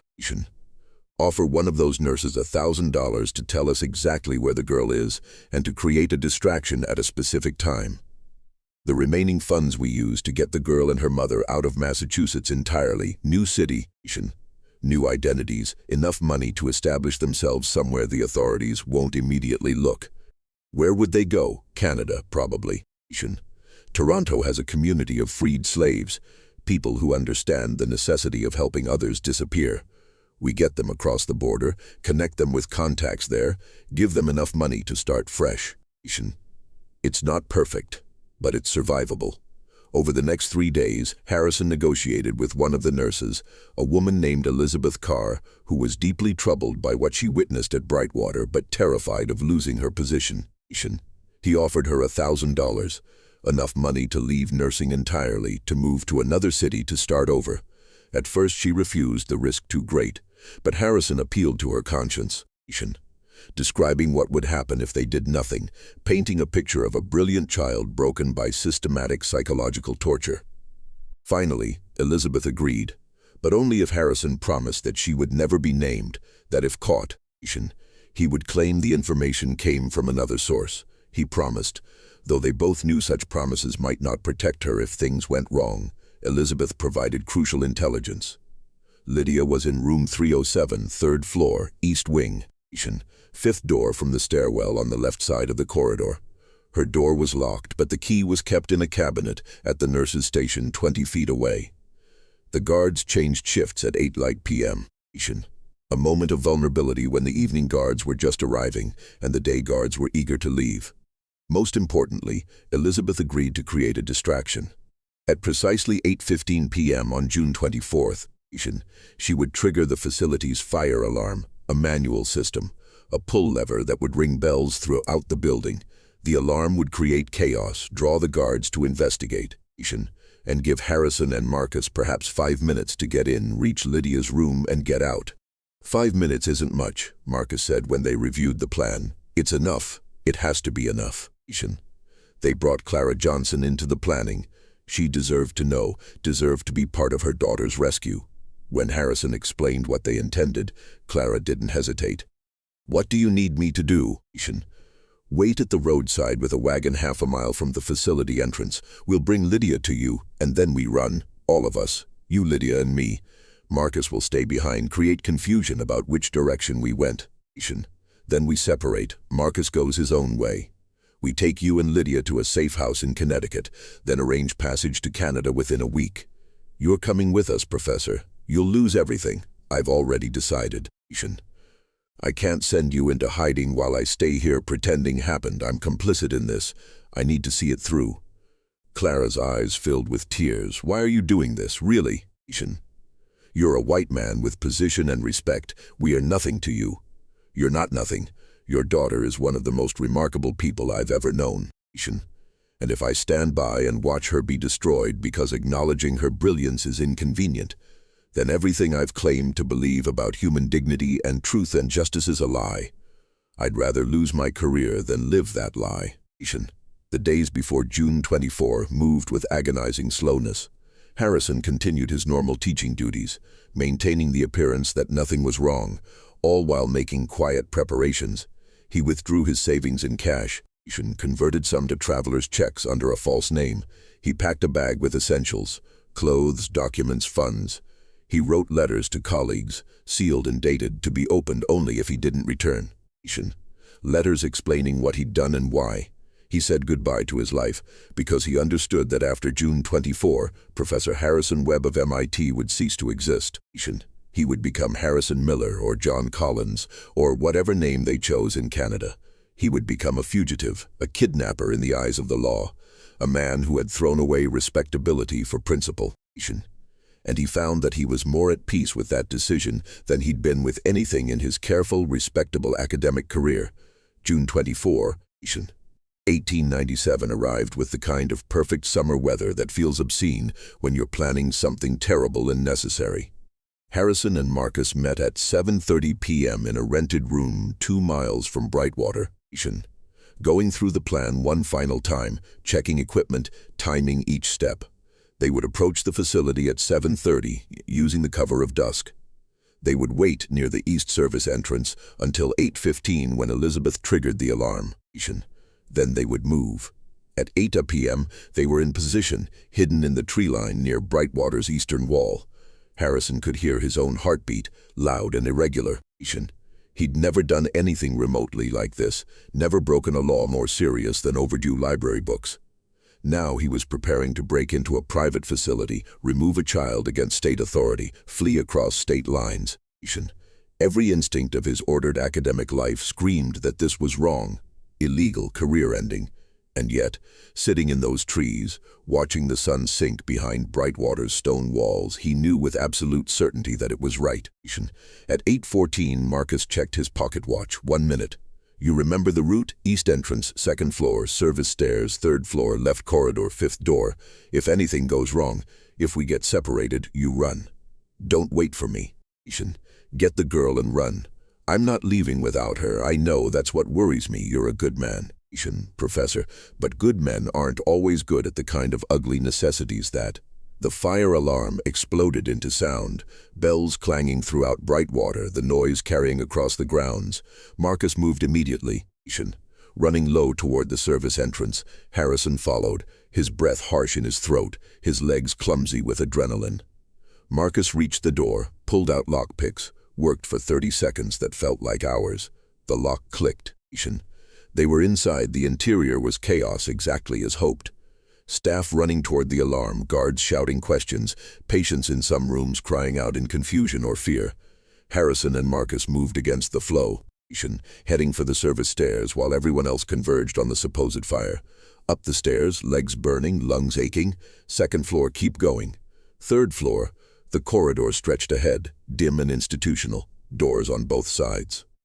Fifth door on the left, Harrison counted, his vision narrowing to that single objective.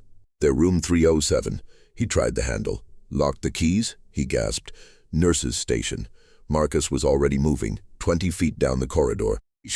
Reaching the cabinet Elizabeth had described, he forced it open with a crowbar, grabbed a ring of keys, ran back, tried the first key. Wrong. Second key. Wrong. Third key. The lock turned. The door opened, and Harrison Webb saw what had become of Lydia Johnson. She sat on the bed, curled into herself, her arms wrapped around her knees.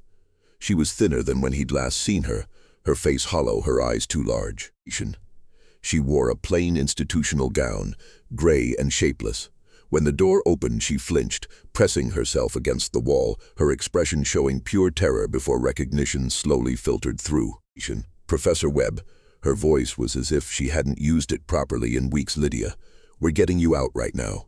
Can you walk? I don't understand. How are you? No time to explain. We have perhaps 3 minutes before they realize the alarm is false and start searching. Can you walk? She nodded, standing unsteadily. Harrison moved to her, supporting her weight as they moved toward the door. Marcus was already in the corridor, checking both directions. Clear, move. They half-walked, half-carried Lydia toward the service stairs. Behind them, Harrison heard shouting, someone yelling that there was no fire. That it was a false alarm, that everyone should return to their stations. They reached the stairs and started down. Second floor, keep moving. First floor, the service entrance was ahead. The door they'd come through, still unlocked. Almost there. Almost. A guard appeared at the end of the corridor, confused at first, then alarmed. Hey, what are you doing with that patient? Marcus didn't hesitate. He charged the guard, hitting him hard in the midsection, driving him back against the wall. The guard struggled, reaching for a whistle on his belt. Marcus hit him again, a vicious punch that dropped the man to the floor, unconscious or stunned. Go, Marcus shouted. I'll hold them here. Get her out. Harrison ran, supporting Lydia, bursting through the service entrance into the evening air. Behind them, whistles were blowing, voices shouting. The facility waking to the realization that someone had breached their security, he ran for the wall, pulling Lydia with him. She was gasping, her legs weak, but she kept moving, kept pushing herself at the wall. Harrison interlaced his fingers. Step here. I'll boost you over. She put her foot in his hands. He lifted, straining, getting her high enough to grab the top of the wall. She pulled herself up with strength that seemed impossible given her condition, driven by pure, desperate will. Then she was over, dropping down the other side. Harrison grabbed the wall's top edge, pulled himself up, his arms screaming. For a terrifying moment he thought he couldn't do it, that he'd hang there until the guards caught up. Then adrenaline gave him the strength he needed. He pulled himself over, dropped heavily on the other side, his ankle twisting painfully as he landed. Lydia grabbed his arm. Come on. They ran into the trees, branches whipping at their faces, roots catching their feet. Behind them, Harrison heard guards at the wall, heard them climbing over, but the darkness in the dense forest gave them cover. They had perhaps a 2-minute lead.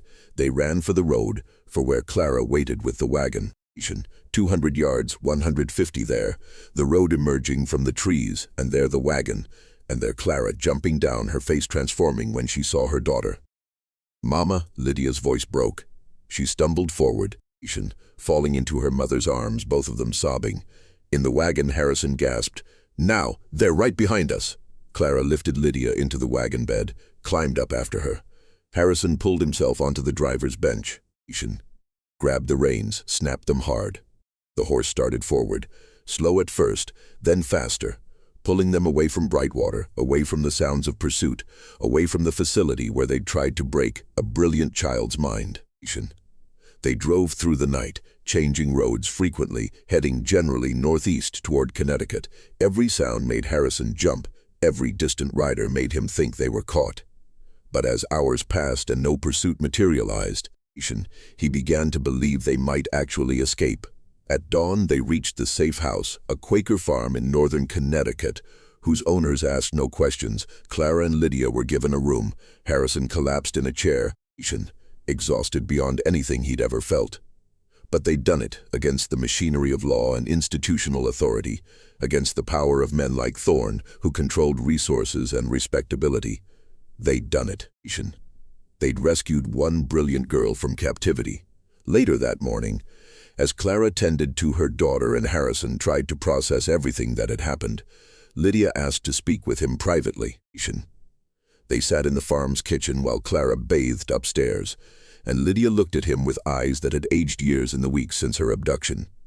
"Professor Webb, I need to tell you what Dr. Thorne was planning. What he called the definitive test. You don't have to talk about that now. You're safe. You can rest. No, you need to know. You need to understand what you saved me from." She took a shaking breath. "He was going to perform surgery on my brain." Harrison felt the room tilt. "What?" He said it was the only way to definitively understand the source of my abilities.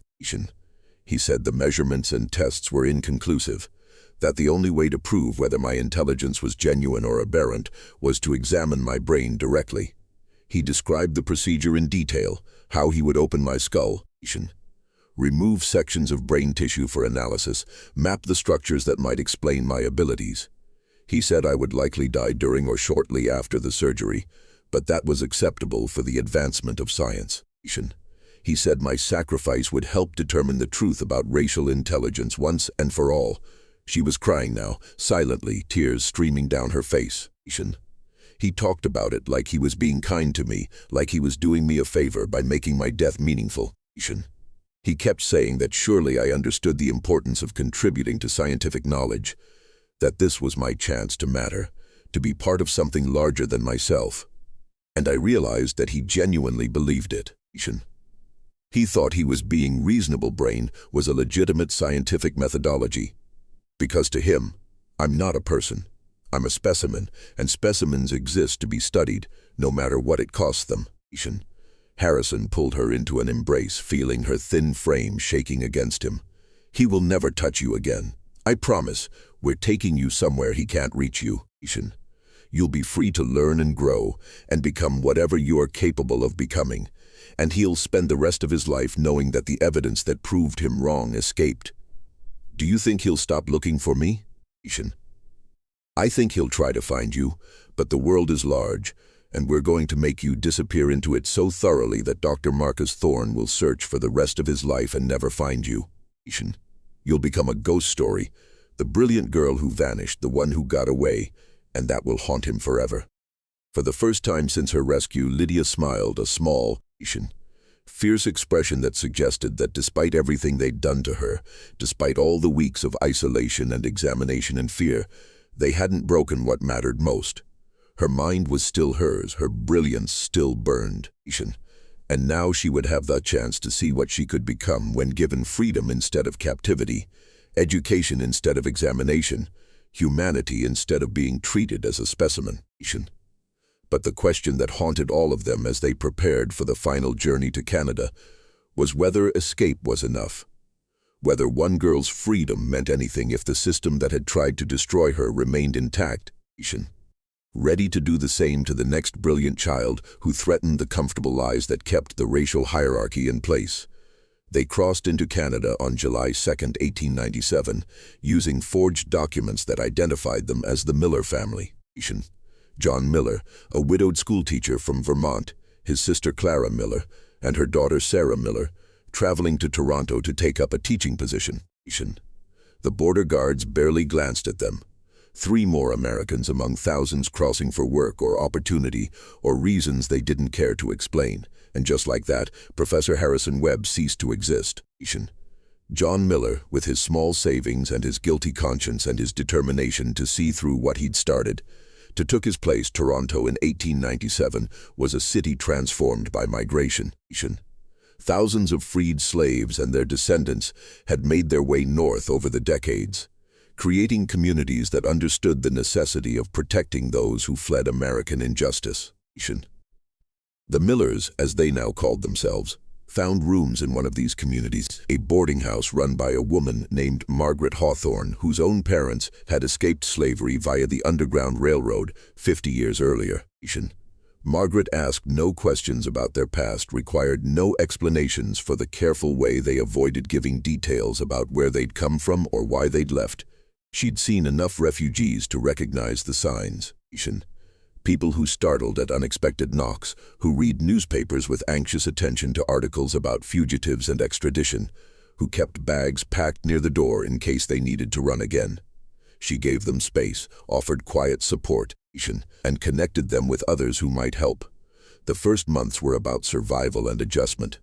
Harrison, now John, found work tutoring the children of wealthy Toronto families, using his genuine mathematical expertise while carefully avoiding any mention of MIT or his academic credentials.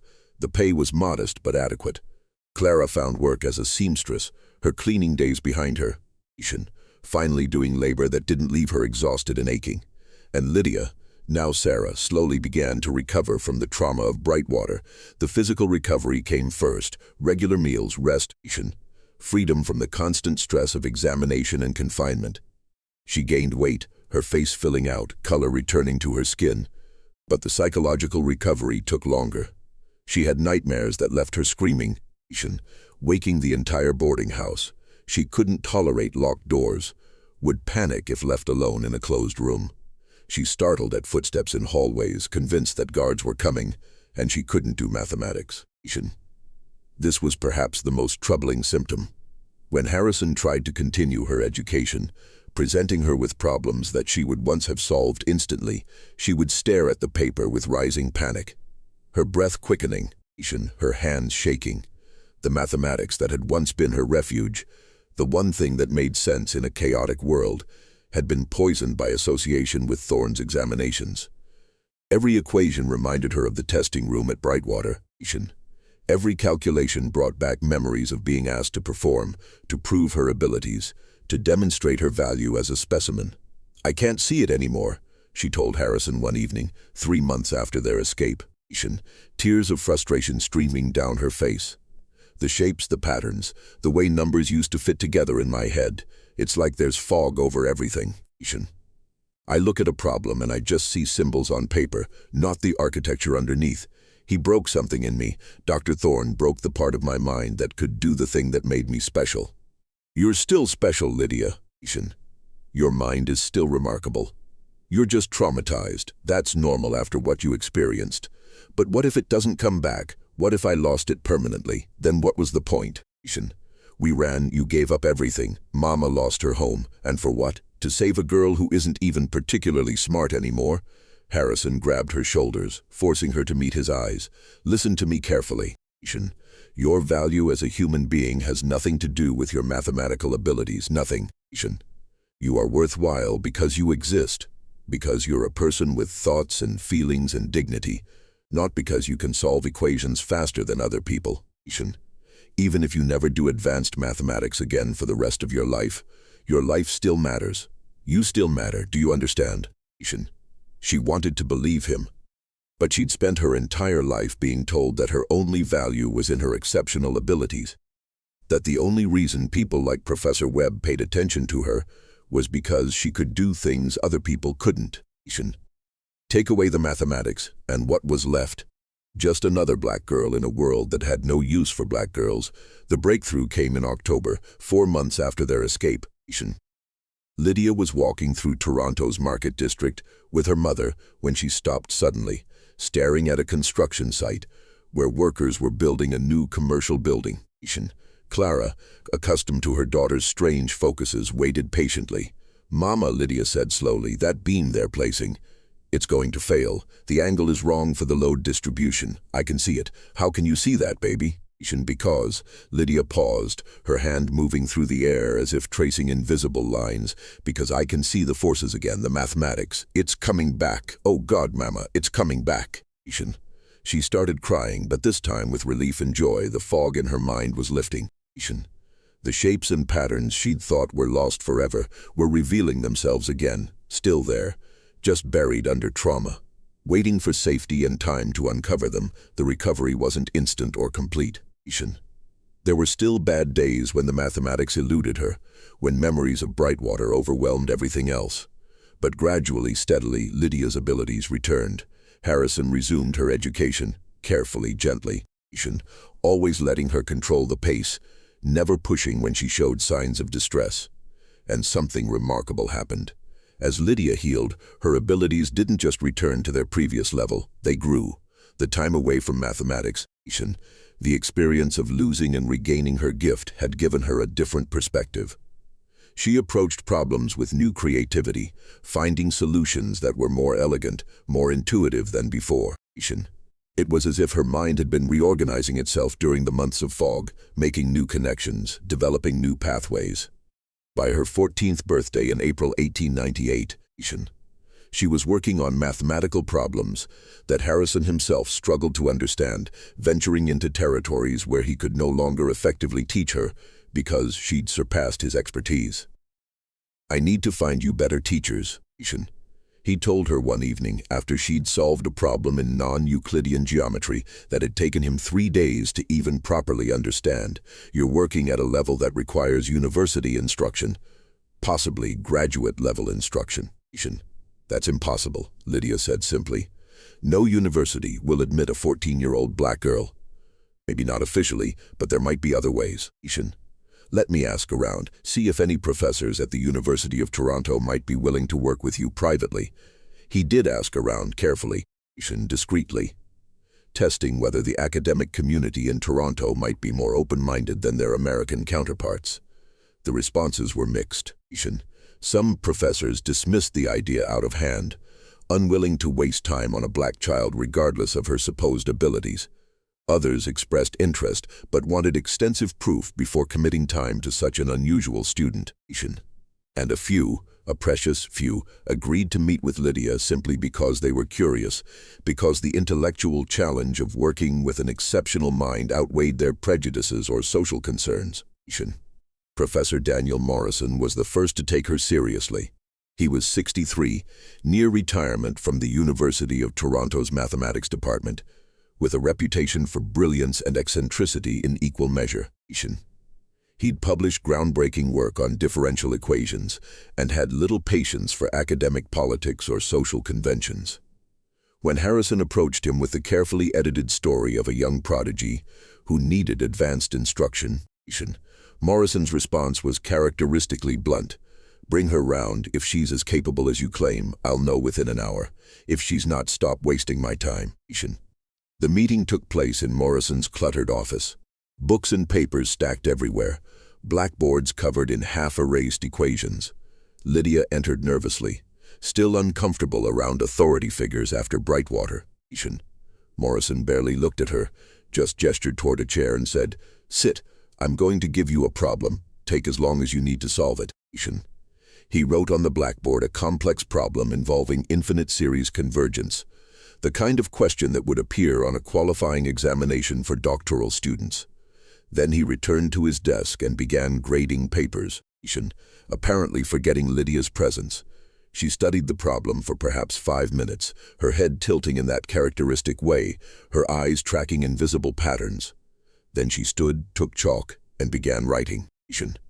Morrison glanced up occasionally, watching her work, his expression unreadable. When she finished, she set down the chalk and returned to her seat without speaking. Morrison approached the board, studied her solution for several minutes, checking each step. Then he turned to look at her properly for the first time. "How old are you?" "14, sir." "Who taught you this methodology?" "No one, sir." I just saw that if you restructured the series this way, the convergence became obvious. Morrison returned to the board, examining her work more closely. This is an approach I've never seen. It's valid, elegant, even, but it's not in any textbook. You developed this just now? Yes, sir. The standard approaches seem too complicated. I thought there must be a simpler way, so I looked for it. Morrison was silent for a long moment. Then he returned to his desk, pulled out a sheet of paper, and began writing rapidly. When he finished, he handed the paper to Harrison. These are the names of 4 other professors in this city who might be qualified to work with her in areas where I'm not expert: physics, advanced algebra, theoretical mechanics, logic. Between us, we can provide her with education equivalent to what she'd receive in a doctoral program. But Mr. Miller, I need you to understand something. This girl is not just talented, she's genuinely exceptional. The kind of mind that appears maybe once in a generation, possibly once in several generations. She needs to be developed carefully, challenged appropriately, protected from those who would exploit her. She's been exploited before, Harrison said carefully, uncertain how much to reveal. We left the United States partly to escape that situation. Morrison studied him with sharp eyes. I'm not going to pry into your past, but I will say this. Whatever her abilities, whatever her potential, she's a black girl in a world that's hostile to black girls. Even here, even in Canada, where things are theoretically better, she'll face barriers. She'll be dismissed, underestimated, excluded from opportunities that mediocre white men take for granted. If we're going to educate her, we need to be realistic about what her future holds. She can't publish under her own name without being ignored or mocked. She can't attend university officially. She can't pursue a conventional academic career. So the question becomes, what do we train her for? What's the end point of this education? It was the question that haunted all of them. What was the point of developing Lydia's abilities if she had no legitimate avenue to use them? They couldn't publish her work without exposing her to exactly the kind of attention they'd fled. They couldn't send her to university without risking discovery. They couldn't let her build a public reputation without making her vulnerable to people like Thorne, who would see her as a threat to be neutralized or a specimen to be studied. The solution they developed was both practical and profoundly unfair. Lydia would continue her education, working privately with Morrison and his colleagues. She would develop her abilities, pursuing mathematical research at the highest levels. But her work would be published under Harrison's name, with him serving as a front, a respectable white male face that the academic world could accept. Lydia would be a ghost, the brilliant mind behind discoveries that others would receive credit for. When Harrison proposed this arrangement, Lydia was quiet for a long time. So, I do the work, and you get the recognition. Yes, it's unjust, and I hate it. But it's the only way I can see for your work to actually reach people who might use it, build on it, advance the field. If we publish under your name, it will be ignored or dismissed. If we publish under mine, it has a chance to matter. Will anyone know, eventually? I mean, will history know that I'm the one who actually did the work? I'll document everything. Every paper we publish. I'll keep records showing you're the true author. Someday, when it's safe, when society has changed enough that the truth won't destroy you, we'll reveal it. But that might not happen in our lifetimes. Lydia looked at her mother, seeking guidance. Clara's expression was pained. Baby, I can't tell you what to do. This is your genius, your life. But I can tell you that invisible survival is better than spectacular destruction. If this is what it takes for you to do the work you love without being imprisoned or dissected by men who see you as a threat, then maybe it's worth it. Will I ever get to just be myself? Lydia asked, the question carrying the weight of everything she'd lost. Will I ever get to stand in front of people and say, I solved this, I discovered this, I matter? I don't know, Harrison admitted. I hope so, I hope we're building toward a world where that becomes possible, but I can't promise it. Lydia was 14 years old, already traumatized by captivity, already aware that her brilliance was both gift and curse. She made the choice that countless other brilliant people suppressed by systems of oppression have made throughout history. She chose invisible contribution over visible destruction. All right, we'll do it your way, but Professor Webb, promise me something. Promise that you'll document everything. Promise that someday, somehow, the truth will come out. I don't need statues or fame. I just need someone someday to know that I existed, that I wasn't just a ghost, that I mattered. I promise, and so began one of the strangest collaborations in mathematical history. Over the next 15 years, from 1898 to 1913, Harrison Webb published 17 papers in various mathematical and engineering journals, work that earned him a reputation as a brilliant and unconventional thinker. The papers covered topics ranging from advanced topology to fluid dynamics to theoretical mechanics, each one pushing the boundaries of existing knowledge, each one written in a distinctive style that emphasized visual and intuitive approaches to complex problems. What the mathematical community didn't know was that every one of those papers had been written by Lydia Johnson, working in a small apartment in Toronto, filling notebooks with ideas and proofs that Harrison would then transcribe and submit under his name. She would develop the core concepts, work through the mathematics, explain her reasoning to Harrison. He would write it up in formal academic language, add references and citations, navigate the publication process. They were a team, but an invisible one, with only one of them visible to the world. The mathematics itself was extraordinary. Lydia's 1902 paper on novel approaches to calculating stress distribution in complex structural systems would become foundational to modern structural engineering, though it would be credited to Harrison Webb. Her 1907 work on intuitive visualization methods for multidimensional mathematical spaces would influence the development of topology for decades, again under Harrison's name. Her 1911 paper on predictive modeling of fluid turbulence contained insights that wouldn't be fully appreciated until the development of chaos theory 50 years later. But history would remember it as Harrison Webb's work. She was brilliant, productive, contributing meaningfully to human knowledge, and she was erased. Her name absent from the historical record. Her achievements attributed to someone else. It was survival, but it was also a kind of slow death. The gradual disappearance of identity in exchange for the ability to keep doing the work she loved.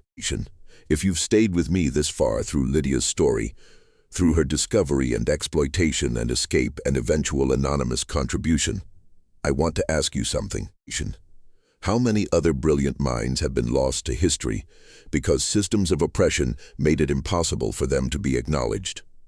How many discoveries are credited to the wrong people because the real geniuses were the wrong color, wrong gender, wrong class? Subscribe to the Sealed Room because we're committed to uncovering these buried stories, to refusing to let brilliance be forgotten just because it appeared in people that society decided didn't matter.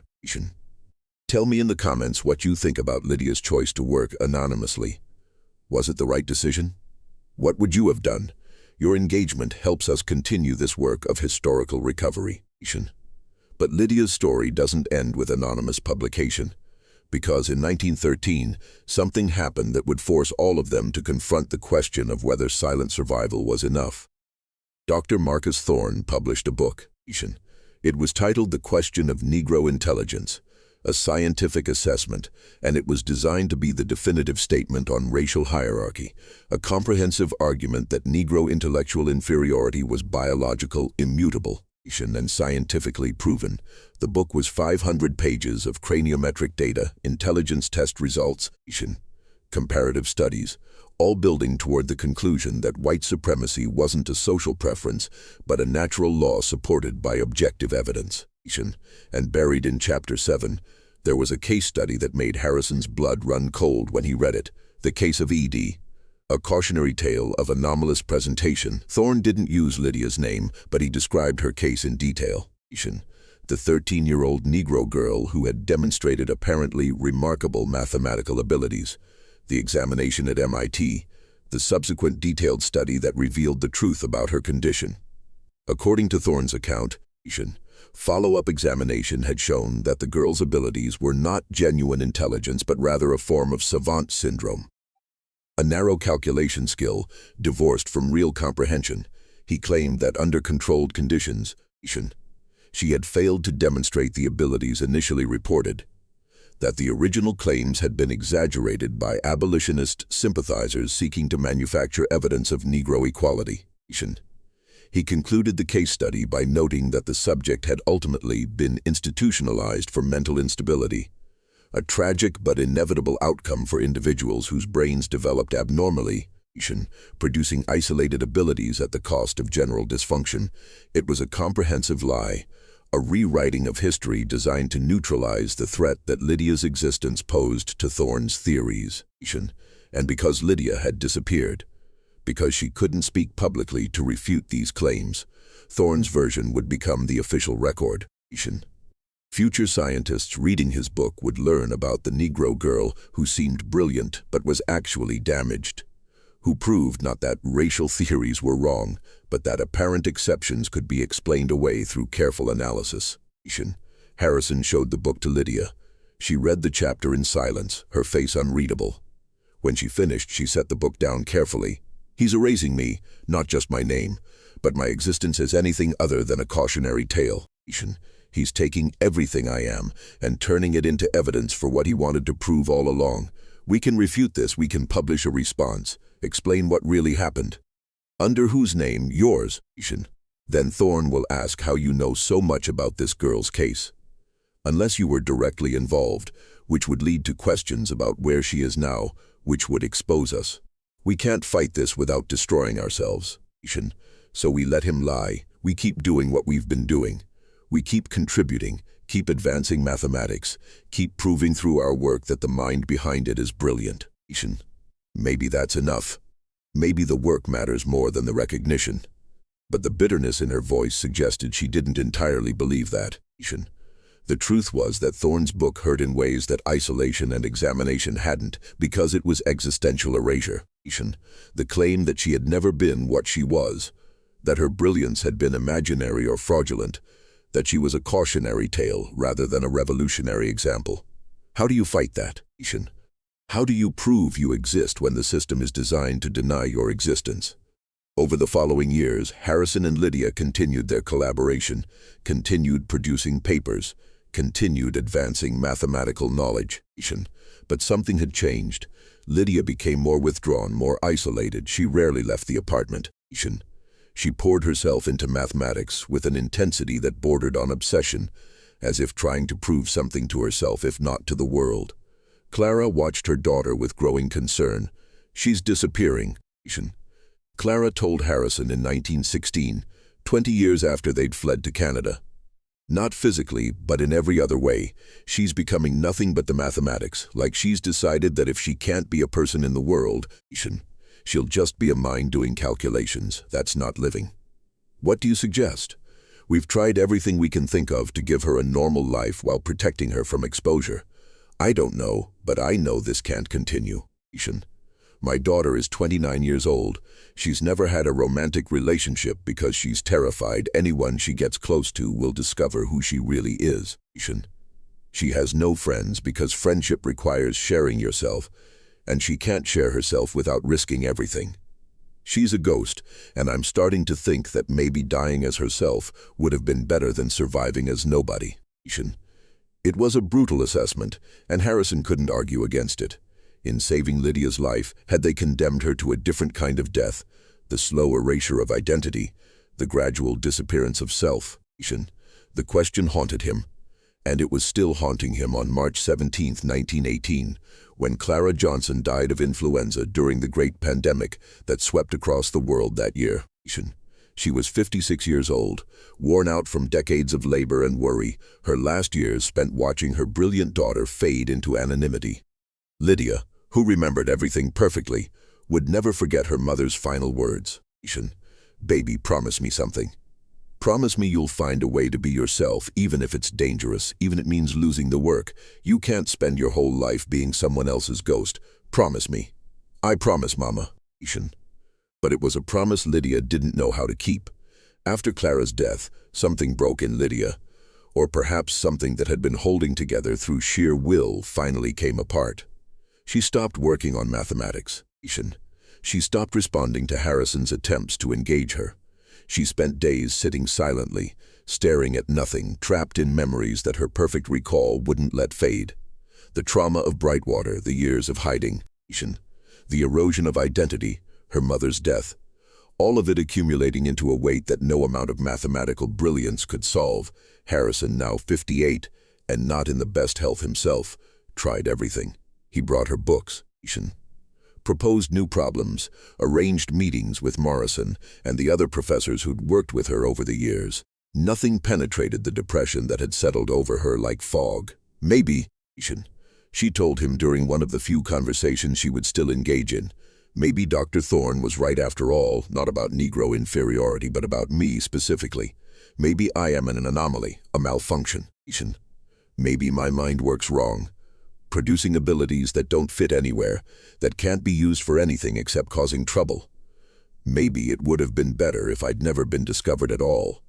If I just stayed a cleaning woman's daughter, illiterate and invisible, living a small life that didn't threaten anyone. You can't believe that. You've contributed more to mathematics than most people who have full careers and public recognition. I've contributed anonymously under a false name while hiding from the world. What's the point? What does any of it matter if I don't exist? Harrison had no answer, and he was running out of time to find one. His own health was declining, his heart condition worsening. The doctor had told him he probably had 2 years at most. What would happen to Lydia when he died? Who would protect her? Who would document her work? Who would remember that she was real? In the summer of 1919, Harrison made a decision. He wrote a detailed account of everything that had happened, from discovering Lydia in 1897 to the present day. He documented her abilities, the examination, the abduction, the rescue, the years of anonymous collaboration. He collected all of Lydia's original manuscripts, her notebooks full of mathematical derivations and ideas, proof that she was the true author of the work published under his name. And he sealed it all in a metal box, with instructions that it should be opened in 1969, 50 years in the future, when presumably the racial climate would have changed enough that Lydia's story could be told without endangering anyone. He showed the box to Lydia. This is your legacy, everything you've done, everything you've been. Someday people will know the truth. She looked at the box with hollow eyes. 50 years. I'll probably be dead by then. So I get to spend my entire life being nobody and then become somebody after I'm gone. That's supposed to comfort me. It's the best I can do. I'm sorry it's not enough. It's never been enough, but I suppose it's more than most people like me get, so I should be grateful. There was no bitterness in her voice, which somehow made it worse, just flat acceptance of injustice, resignation to erasure. In October 1919, Harrison Webb died of heart failure at age 59. His obituary in Toronto papers mentioned his work as a tutor and his occasional mathematical publications, noting that he'd made modest contributions to the field. It didn't mention that he'd been a professor at MIT, or that he'd sacrificed his career to rescue a brilliant child, or that the mathematical work he'd published was actually written by someone else. History recorded him as a minor figure, a footnote at best. After Harrison's death, Lydia disappeared. The few people who'd known her as Sarah Miller reported that she'd moved away, destination unknown. Morrison and the other professors who'd worked with her tried to find her, concerned about her welfare, but she'd vanished completely. Some thought she'd moved to another city, or perhaps died shortly after losing the one person who'd anchored her to the world. The metal box Harrison had sealed was placed in a safety deposit vault at a Toronto bank, to be opened in 1969 as specified in his will, but in 1925, the bank underwent reorganization, records were lost or misfiled. The box was eventually transferred to a storage facility, its original instructions no longer attached. It sat there for decades, forgotten, gathering dust alongside thousands of other unclaimed items. In 1969, when it should have been opened, nobody knew it existed. The truth it contained remained buried. And Lydia Johnson, what became of her after Harrison's death? For 90 years, historians who noticed the occasional reference to her case assumed she'd died young, another casualty of the brutal racial conditions of the early 20th century. But in 2009, a graduate student in Toronto researching the history of the city's black communities found something unexpected. A death certificate from 1963 for a woman named Sarah Miller, age 79, occupation listed as seamstress. No surviving family, no notable achievements recorded, just another elderly black woman dying quietly, unremarked, unmourned. The graduate student almost moved on, but something about the date of birth caught her attention. April 1, 1884. That would make her 13 in 1897, the right age to match scattered references she'd seen about a Negro mathematical prodigy in Boston who'd vanished. She dug deeper, finding a few more records. Sarah Miller had worked various jobs over the decades: seamstress, cleaning woman, occasionally a tutor for children in her community. She'd lived alone in a small apartment in Toronto's Ward neighborhood. She'd had no children. Never married, lived quietly for 44 years after Harrison Webb's death. And then the graduate student found something extraordinary. Among Sarah Miller's possessions, auctioned off after her death to pay outstanding debts, was a trunk full of notebooks, mathematical notebooks. Hundreds of pages of calculations and proofs and theoretical work, all dated from 1920 to 1963, all written in a clear, precise hand, all containing mathematics that, when the graduate student showed them to her advisor, proved to be far ahead of their time. One notebook dated 1947 contained work on information theory that paralleled, and in some ways exceeded, Claude Shannon's groundbreaking research published the following year. Another from 1952 explored concepts in computational theory that wouldn't be formalized until the development of computer science decades later. A third from 1959 worked through problems in quantum mechanics that were still being debated.